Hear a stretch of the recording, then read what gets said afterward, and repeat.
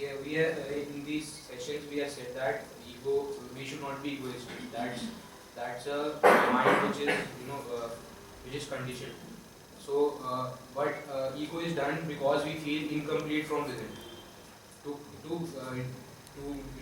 satisfy those incompleteness and become complete is what we want in life, and that gives us satisfied and a happy life to live. So, won't then shouldn't we be egoistic?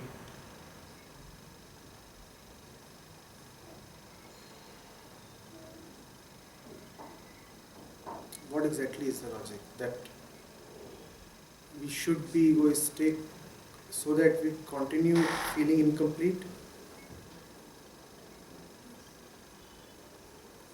Is that the argument? No, sir.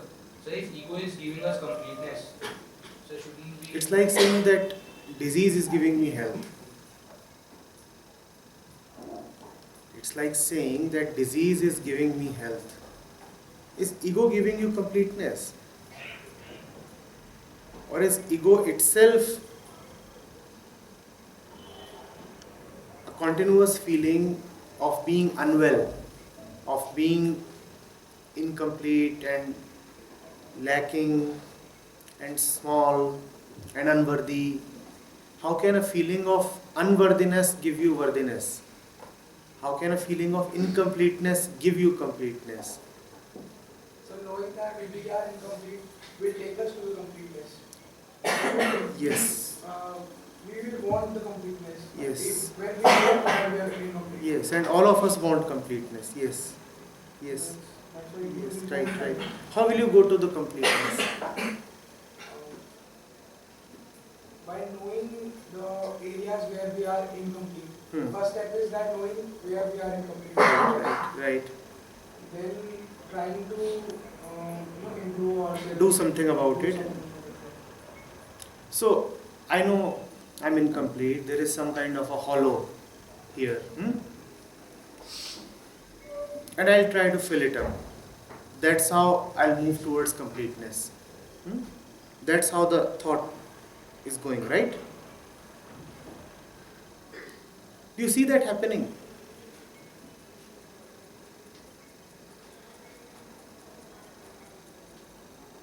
You are hungry today, all of you, right? Aren't you? To get this, to get that. 5 years back, were you any less hungry or any more hungry? Hungry about different stuff. Then 10 years back? So do you see that incompleteness being taken care of? Do you see it reducing in any way?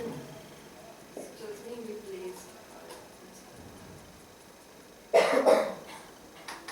And there is enough stuff to keep the replacement cycle on throughout your life. Will the stuff ever get exhausted?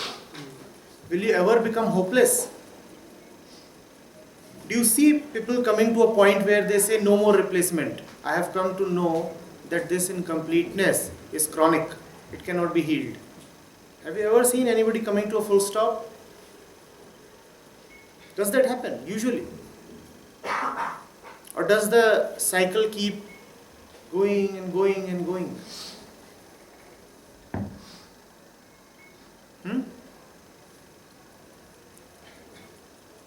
We'll come to the fundamental question of what this incompleteness is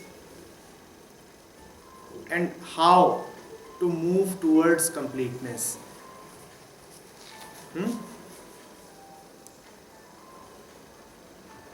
If this incompleteness had any real substance, were it actual, then we could have said that we want to do something about it. That some real effort is required to fill the hollow. But let us see. Let's go into the nature of this incompleteness. Did you always have it?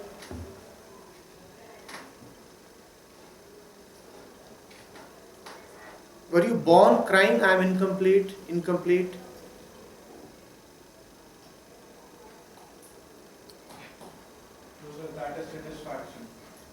born with the satisfaction that we are born or something.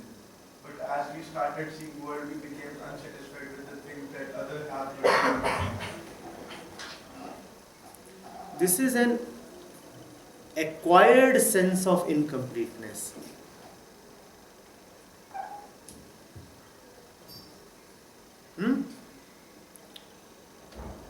A learned sense of being diseased. I have been trained to feel that I am incomplete. And right now, the premise on which you are basing your argument is that the incompleteness is real. That the incompleteness is real. What if it is not real at all?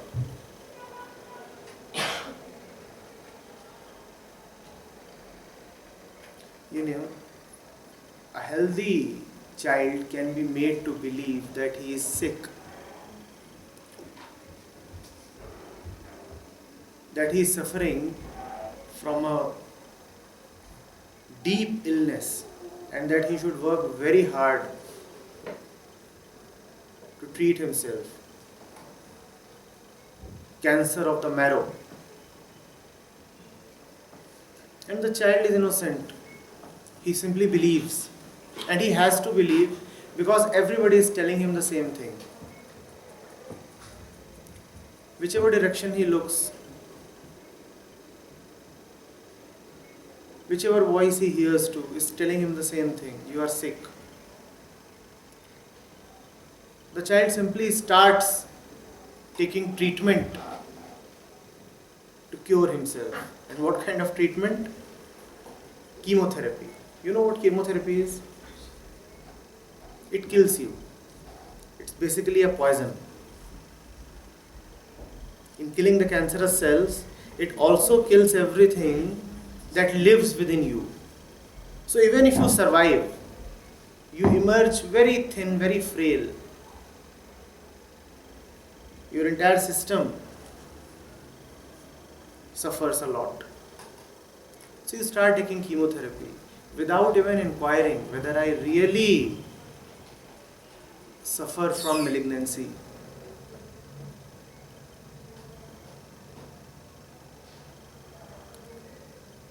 Have you bothered to see whether this incompleteness has any substance, or have we just punished ourselves? How does it feel to keep on thinking that there is something wrong about me? How does it feel? Good? Good? Certainly feels good because we are trying to get better. Beta, you are trying to get better, that's the second step. Fundamentally, how are you feeling? Unsatisfied. Huh? Unsatisfied. Dissatisfied. You are feeling like the dirt of the world. See, you are running to drink water. And you are running very, very fast. What does that indicate? You are very thirsty. And the faster you are running, the more you are suffering in thirst. Are you not? Now if you say, sir, if I were not thirsty, why would I run? What kind of argument is that? It's like saying, as you said in the beginning, that sir, if I didn't have the disease, how can I get healthy? Is disease a prerequisite to be healthy? I'm asking this question to you. Is disease a prerequisite, a precondition to get healthy? What we are saying is, health is an alien thing and disease is a given. We are diseased and health is somewhere out there. Health is an alien thing that needs to be acquired. And disease, it's our very nature. It is so close to our heart. Why are we condemning ourselves to this punishment? Why are we making this assessment upon ourselves? Do you know the ways in which we say that we are unworthy? See how we keep running after water. You understand what water is? I am using water as a metaphor. What does water indicate? What does thirst indicate? Ambition, goals, achievement. This entire urge to become something else.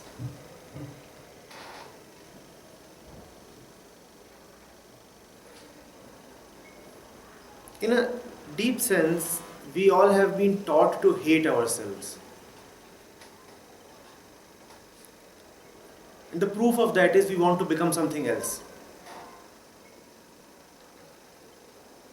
Have you ever seen anybody who does not want to become something? And the child is so small and everybody is asking him, what do you want to become? He is actually being taught to hate himself.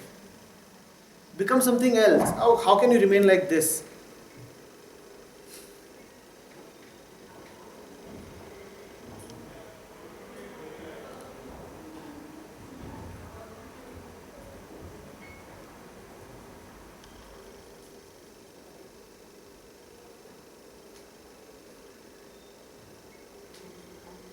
But sir, he has to go through this, na? Because knowledge is acquired from outside. Yes.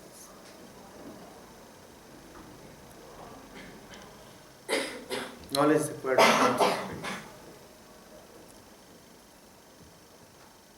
So, we have learned in these sessions that we are inherently complete, and whatever sense of incompleteness that we have is acquired from outside. But since if we do feel completely complete, then there's no room for growth. I mean, you can't exactly, if you feel satisfied, if you're already complete, then you won't really have an urge to grow or to do better. Or What exactly do we mean by growth or progress? You're just evolving. What exactly do you mean by that? It's an abstract thing. It's not so abstract. It's actually very concrete. We all know what it means.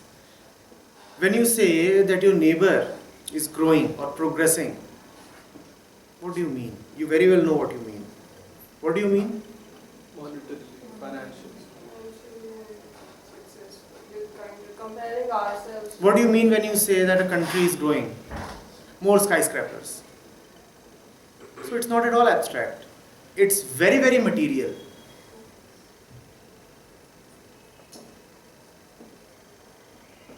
Right?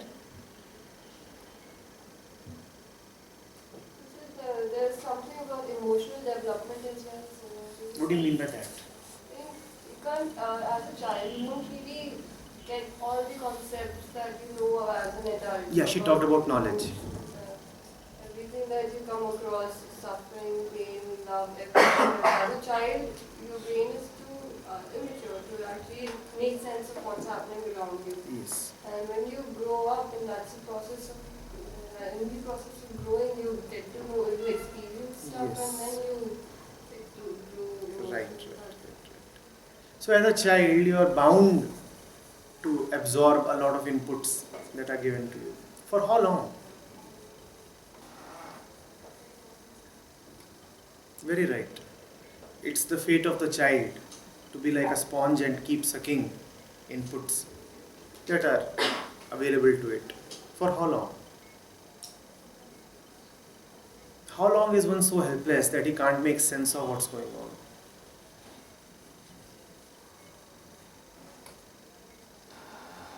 We may have our ideas on it, but to me, it's not after 10 or 12 years of age. Puberty is the line that I draw.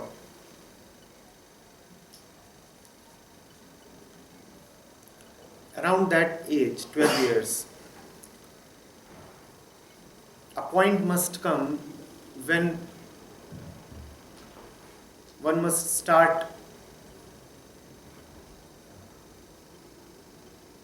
looking at the world in her own light.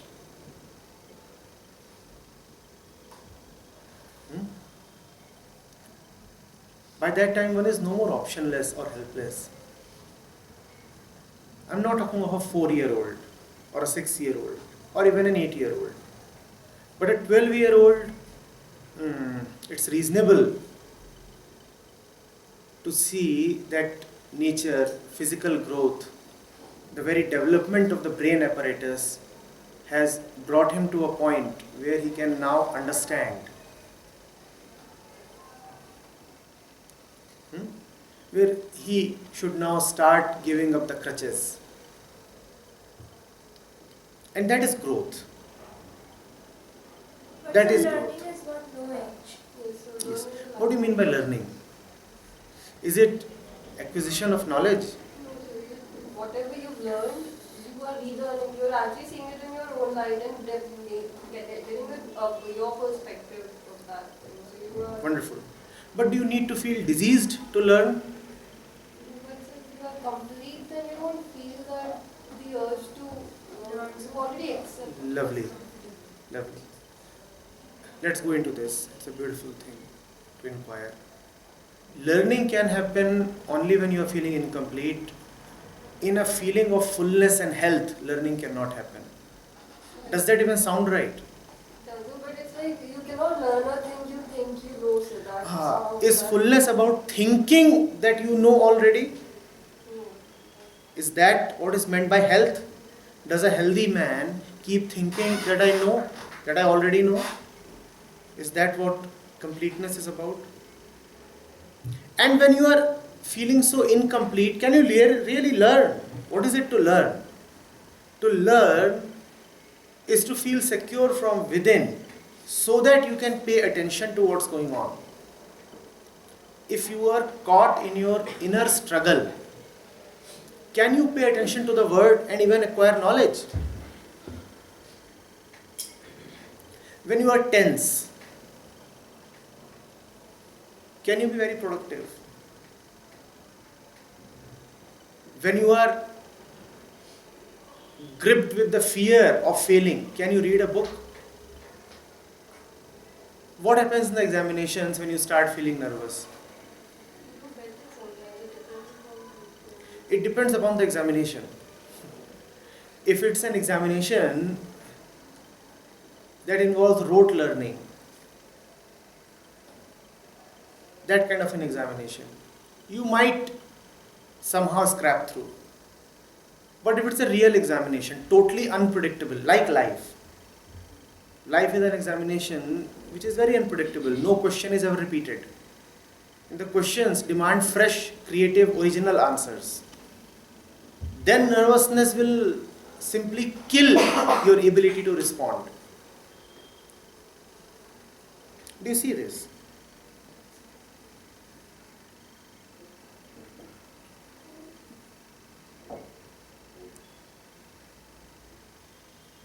The fundamental assumption that we are probably holding is that there needs to be something missing here in order for us to function and move forward in life, right? As they say, that the fire should be burning. And only when there is a fire burning here, you can go and do something. Can we look into it? Can we challenge it? Do you require really to feel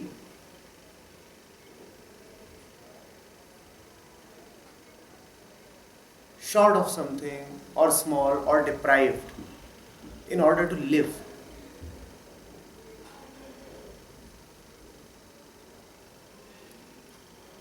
So far, we have known only one engine of motivation. So I can probably see where you're coming from, which is we work hard when we are afraid. We run hard when we are threatened. Or when there is greed. So we are justified in thinking that if there is no feeling of fear or greed, then why will anybody work at all? Why will somebody study? Why would somebody go to office? Why would there be any movement of any kind, right? That's what you're thinking. Correct? Yes. So the effect is the functioning of the world and the cause you are assuming to be fear and greed. Right? And you are correct. That indeed is the cause. If you stand on the highway or in a shopping complex, or if you go to a corporate office and you conduct a survey and you want to see why people are working, you may actually discover that they are working principally out of greed, we'll get our salary check, or out of fear. If we don't work, we might be fired. And what will then happen to my family? How will I pay my bills? And the fee of my child, right? That kind of a thing. But sir, there are people who work for own self-satisfaction. Do they work for satisfaction or do they work because they are already contented? Learn to distinguish between these two. Do they work for satisfaction or do they work in satisfaction? These are two very different things.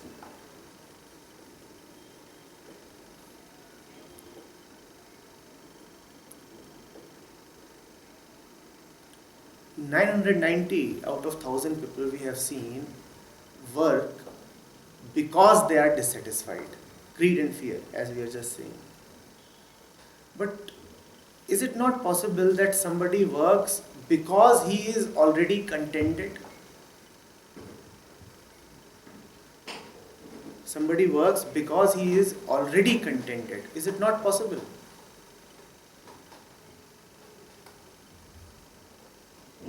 Give it some space, consider it,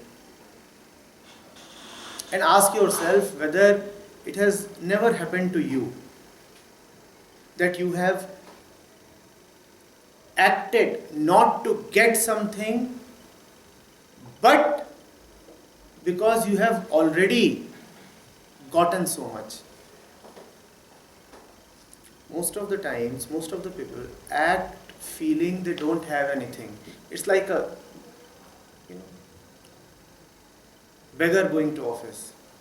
A beggar also goes to office daily. And what does he do? Oh, I am incomplete, I have nothing. So can the world please give me something? Can there be another way of living? I go to office because I feel so thrilled. No, the office doesn't make me feel thrilled. Because I feel so thrilled, so I do whatever I do. Because I am already contented, so I do whatever I do. Can there be a possibility of living like this? Yes, I acquire knowledge. Yes, I read books. But I read books because I feel already contented. Books can give me knowledge, but the books cannot give me the base of my being. Books cannot give me something which is so important and already present in me. That books cannot provide. Is it not possible to live that way? Won't it be good fun? Alright, let's take examples. We said most of the times, most of the people work in fear or in greed, right? Can there be a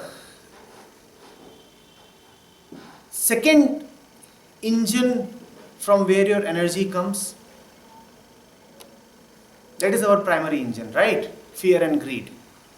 That's what arouses our energy. Have you seen how fast you run when a dog is chasing you? The engine fires and you run. Can there be another engine that fires? And that engine need not be of fear or greed. Can there be another engine? Enjoying the film, but that is more like a sustaining engine than to What is that? like start on something like greed or something is firing your engine, but if you want to continue doing that, then your enjoyment, if you start enjoying that, then that is Don't even say whether you want to continue doing it. Let me talk of the smallest periods of time.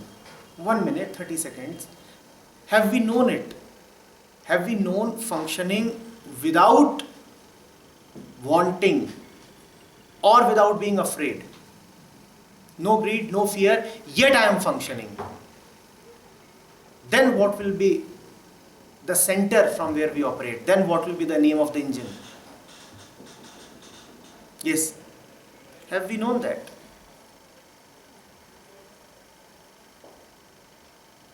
So I think that's because of hard work. Wonderful. More on that?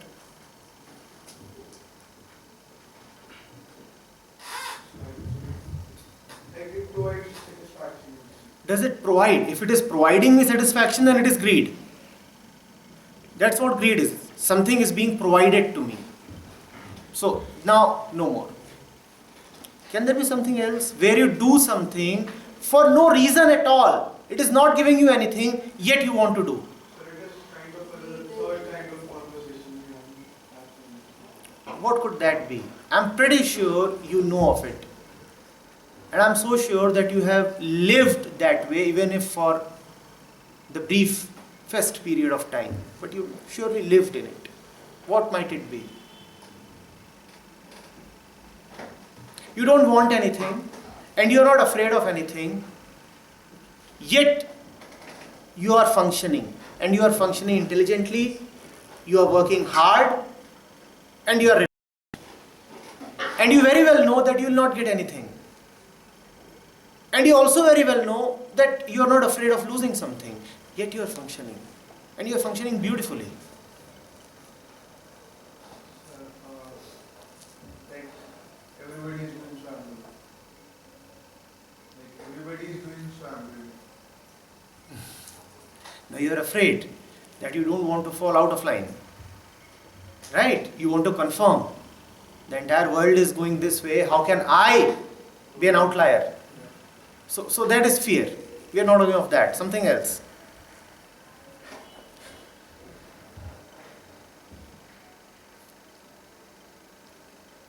I don't want anything from you, yet I am working from you. Don't you know this feeling? This is that feeling of inner completion. I don't want anything from you. I am already all right, yet I am working. So I think that feeling is when we love someone, then we can do anything. But not love of the ordinary kind. There you want a lot, and if you don't get it, you feel frustrated. It's some special kind of love. Actually, loving your parents would give them. You want Even with parents, it's a special kind of love, because most parents and most kids never know this. There are a lot of expectations, and if expectations are not fulfilled, then the feeling gets sour. But it is possible, yes, between parents and children, and between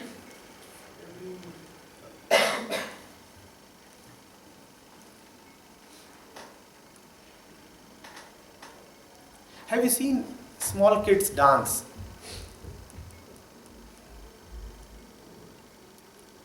Do they dance to any particular order or pattern? 2-year-old, 3-year-old, just learned to walk and he's. Does he dance so that you may applaud him? I'm sure you all have danced that way when you were kids, before you were corrupted. Does he dance because he's afraid that if he won't dance, he'll be slapped? Does he dance to earn some money? Sir, if you're watching me dance, then there is a 10 rupee ticket.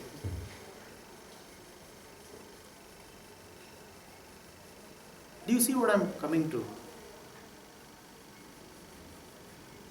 That is love.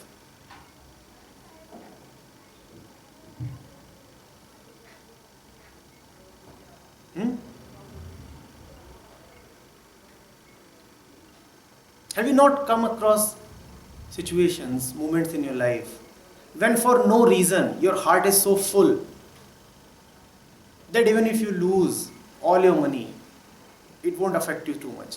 I know these situations don't last long. 2 minutes and the world again starts dominating you. Oh my God, my money. But have you not experienced this, even briefly? So maybe because of happiness, when you're really happy. Wonderful. Wonderful. Love, real happiness. This real happiness, right? And it doesn't have a reason. and it doesn't demand anything. Is it not possible to live life in this real happiness? Is it really important to live feeling diseased and small? And imagine the tragedy. You have one life, right? What if it were possible to live in this real happiness, joy, and yet we are wasting life living in a useless sense of incompleteness, fear. So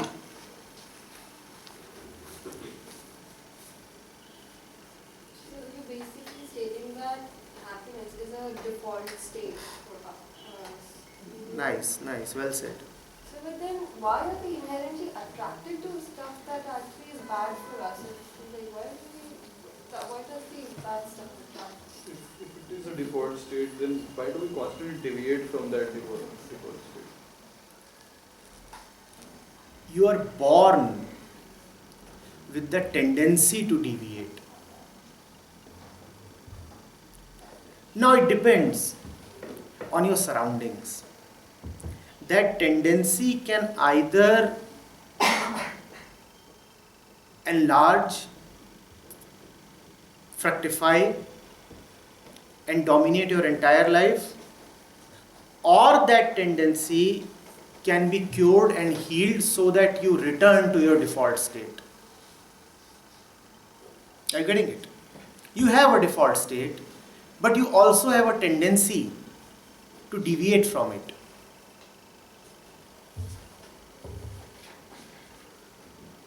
There are these two ways in which one can live.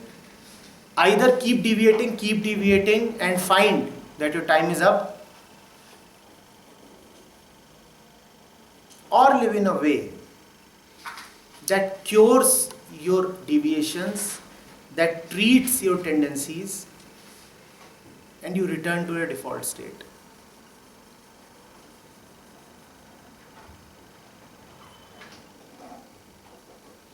Every child is born with those tendencies. You see, we said, let's take the example of the dance of a child, but also remember that the seeds of fear and greed are present within every child. Children do get afraid, and children are greedy, and little ones can be very violent at times. Have you seen them killing insects? The way they butcher insects, have you seen? He would sit in the garden and just keep killing. And what, 2 years old? So the tendency is present. Rest depends on the environment, the education, the upbringing. Whether that tendency becomes inflated and becomes the story of your life, or whether that tendency is cured.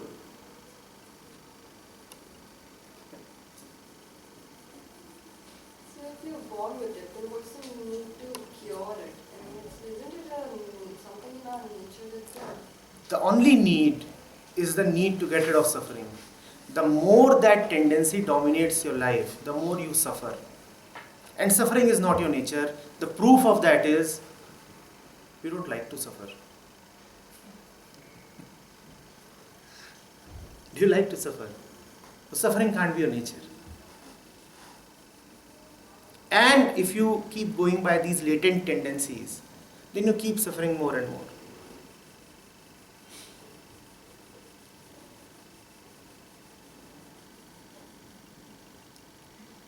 Unfortunately, most systems that man has devised around himself do not cure these tendencies.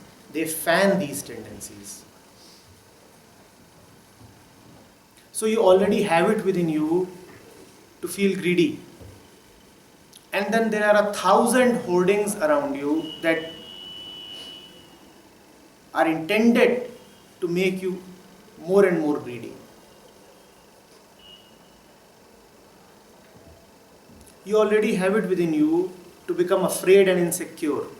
And there are 1,000 voices around you that keep on telling you that world is bad and you must try for security. So the combination of these two, the inherent tendency and the social input, the combination of these two is what is our constant headache.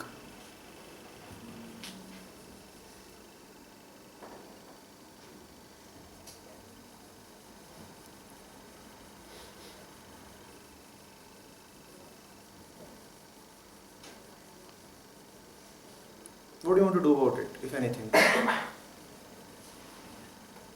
You may as well say that I don't want to do anything about it. I'm not yet suffering enough.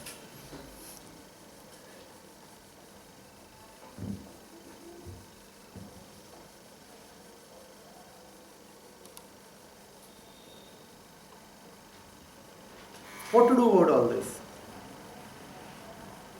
I'm asking you a very small and unimportant question. The unimportant question is about your unimportant life. I'm saying we have one life, and how do you want to spend it?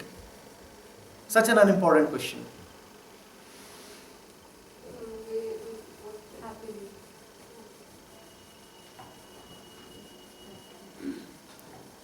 So is it necessary to define a path or define something or point down to anything that this is how I want to spend? Wonderful. Very well said. But don't we already have that? Have we not already done that?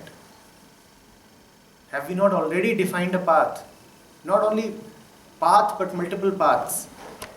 Have we not already done that? Name them.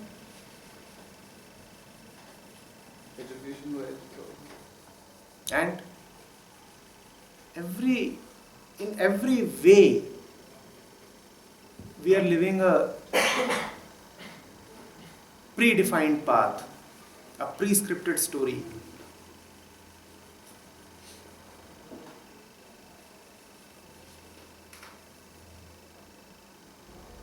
It's all predefined.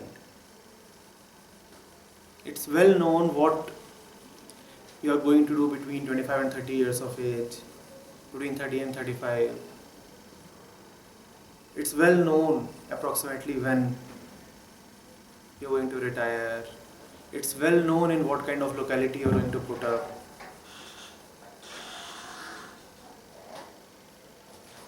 Isn't all this already known in advance? Till such and such age, get educated, and even the education has to be in very specific fields.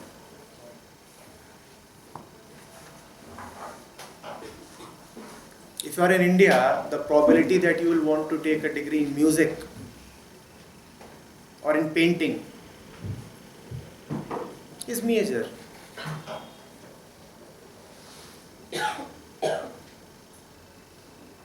And then the day you cross 25, there are people asking you when you are going to marry. And if you already hit 30, there are voices advising you to start a family. You don't yet have a kid? Oh my God, too bad. Everything is scripted. It's well known that you are not going to settle on top of a hill. In fact, one can safely draw a range of the budget of your apartment that you're obviously going to buy within the next 10 years.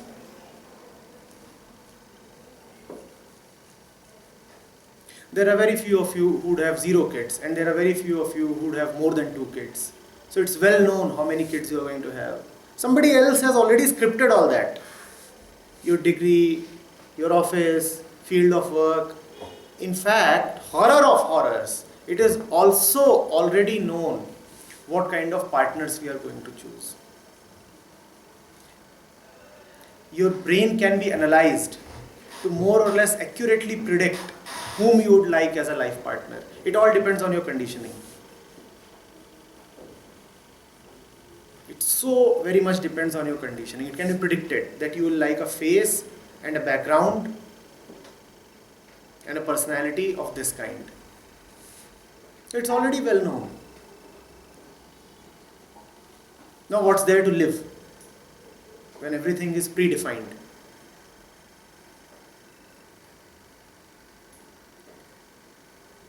And corporations these days are using this data to good measure.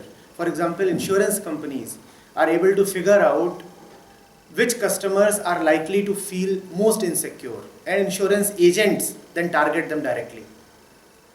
It's well known that you are the one who is going to feel the most insecure, so the insurance agent would come knocking. Sir, here is the policy. He already knows you will buy it, going by what you have done in your life. If you have been doing everything that is the norm, then you will also buy an insurance policy because that is the norm. So the insurance agent knows. He will sit on his computer, he will look at the Excel sheet, he will know what you have been doing your entire life, and then he knows whom to target.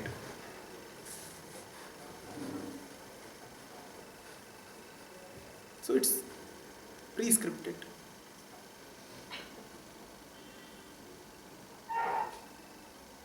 So you sign into Google and Google knows your age. Right? Google knows your age. And Google very well knows that if you are a woman who is around 30, then what kind of ads must be displayed to you? Baby care ads. You either have a baby or you are going to have a baby. So it's well known, even Google knows. Google has never met you, never seen your face, but Google already knows what you are doing. It's so well known. Is there anything private? Really individual?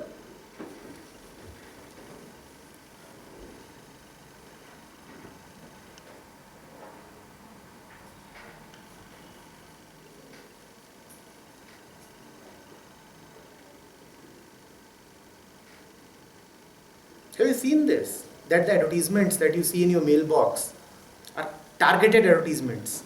Have you seen this? You all don't see the same ads. Compare your ads. You won't see the same ad that your father sees because it's a different age group and a different gender. You are shown, huh? Job ads are famous.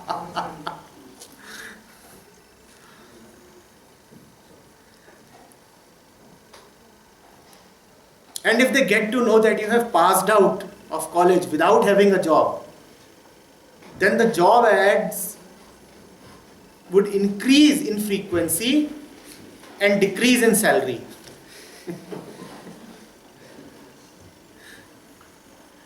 You are desperate now. They know you are desperate. You have passed out of the college and you don't have a job. So let's bombard him with ads. And now he'll take any salary. It's well known. That's what conditioning does to you. Everything is pre-scripted. It's like a puppet show. The puppeteer already knows what to do. Everybody is enjoying except the puppets.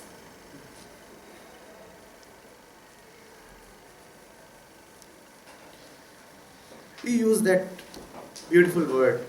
Glad that you brought it into the discussion, love. Only love has the power to break all this. And I'm not talking of that chora-chori love. You know already. When you said love, you didn't mean that, right? Every kind of. Every kind of. Even with objects. Yes.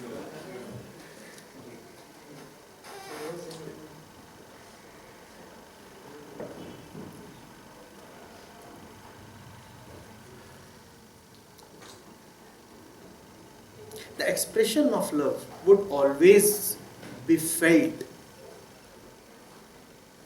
with respect to objects. But that is the expression part of it, not the genesis or origin part of it. Love cannot originate upon seeing an object. It is something that is pre-present. You cannot say that I looked at her and then love arose within me. A great fountain. It swelled. That's what you usually experience. And then you say, I fell in love. Which you actually do.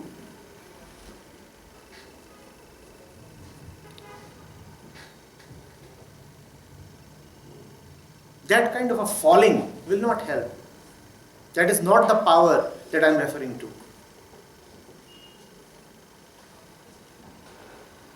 That kind of love even Shadi.com knows. So they know what kind of ad to show you. Have you seen their ads? They know what you will fall in love with. If you are an Indian, then you have a tendency to like fair faces. So look at their ads. If you are an Indian, then you have a tendency to find X, Y and Z features sexy. So they know how to target you. That kind of a love I am not referring to. That is genetic conditioning. Even I was not agreeing with that. You said all kinds of objects. So that's what needs clarification. Not all kinds of objects. Yes, persons are objects. Everything is an object.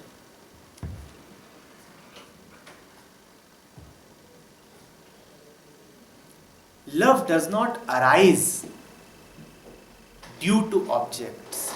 There you may have sensual attraction.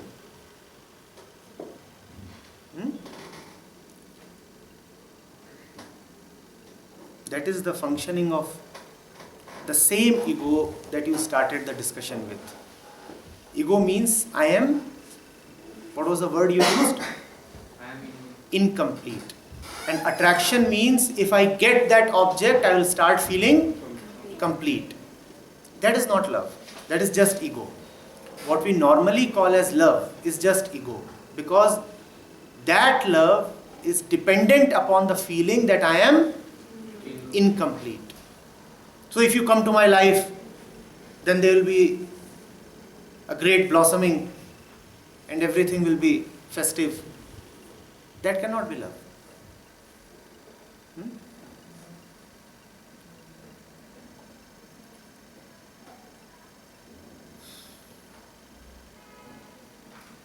Give this possibility a chance. That functioning nicely, energetically, beautifully, without feeling inferior is possible. It is an insult of life to keep feeling inferior and small.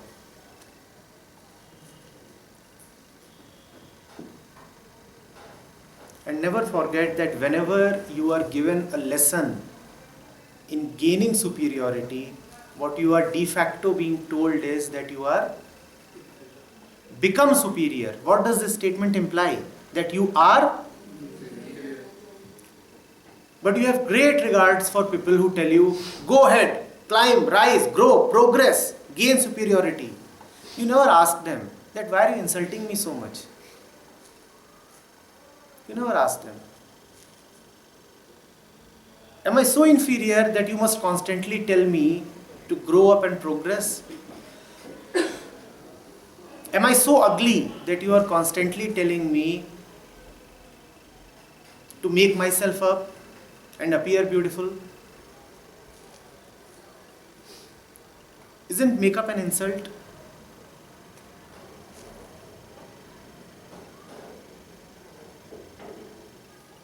That's how the intelligent mind functions, right? It looks at the obvious fact.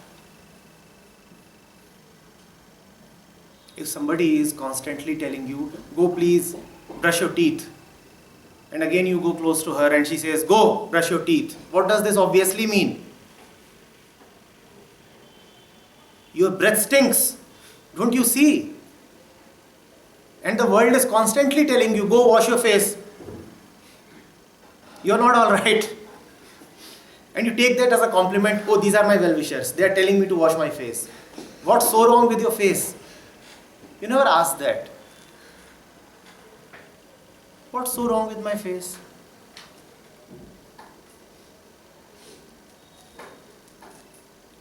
And the more someone humiliates you, the more regards you have for that person. Someone will come and say, you can rise up to the stars.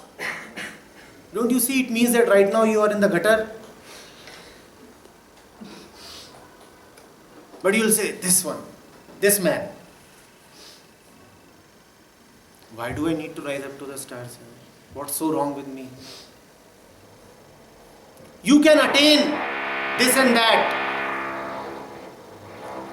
And why do I need to attain?